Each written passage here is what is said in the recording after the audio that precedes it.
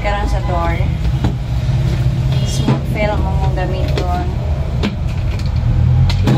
Tang lang po og shampoo.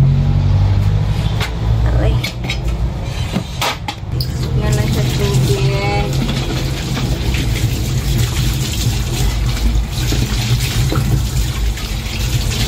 Sprayer lang gamiton. Then shampoo. Shampoo. Shampoo.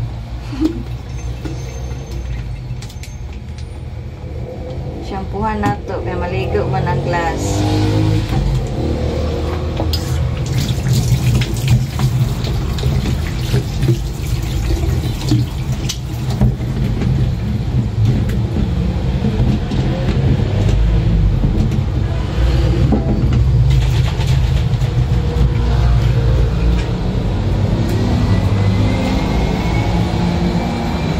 Shake, shake, shake.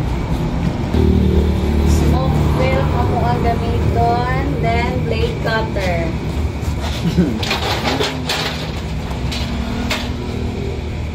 Okay.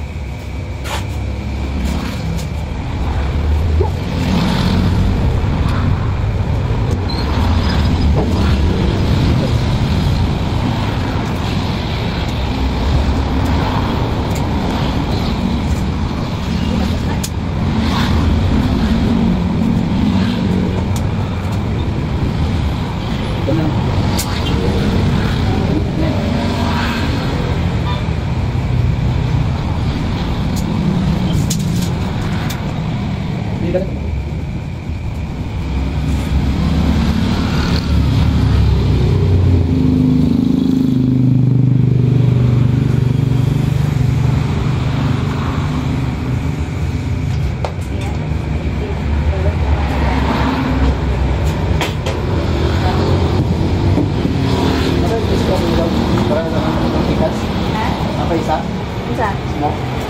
Una. Ikat lang siya daan.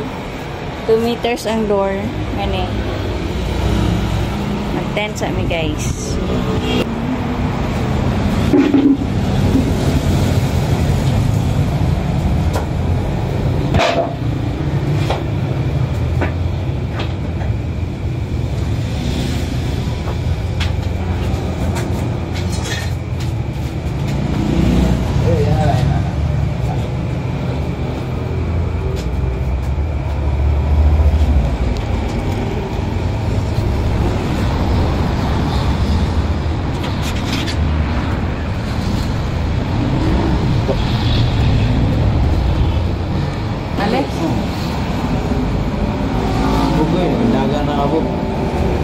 Mao ni ang shampoo nga ako ang gibutang sa sprayer.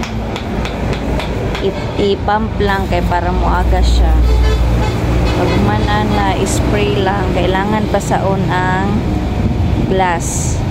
Hugasan na siya og shampoo kay para mo slide iyahang hugaw.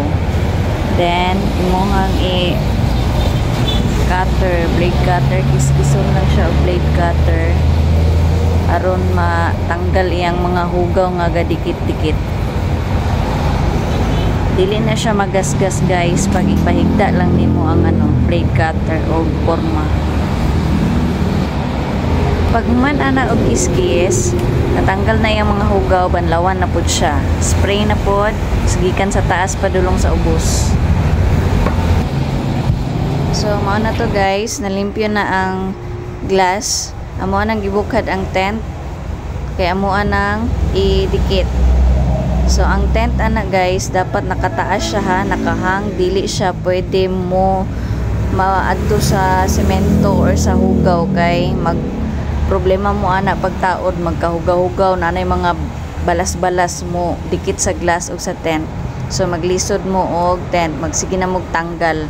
So mupatong lang sa taas, then spray. Dapat basaon gyud ang tent bago ipilit siya sa glass. Then ang glass ana basa pud siya. Kay para dili mo maglisod og dikit. Pag dili man gud nimo basaon ang tent, So pagdikit nimo sa glass ana, diretso siya pilit nya. Pagtanggal nimo ang iyahang mga adhesive sa tent, mga pilit dito sa glass. So ang mas maayo ana guys, inyo jud siyang basaon. So mao na nino, ako anang gidikit ang gilid ana, ano lang blade cutter para masebo siya sa glass nga dapat siya mabutangan og tent. So mao na siya, nabutangan na siya og tent. So mawad-an na may anay customer sa tent no, kay nakakita naman unsaon pagtaod sa tent. Moingon mo ay kami nalay taod.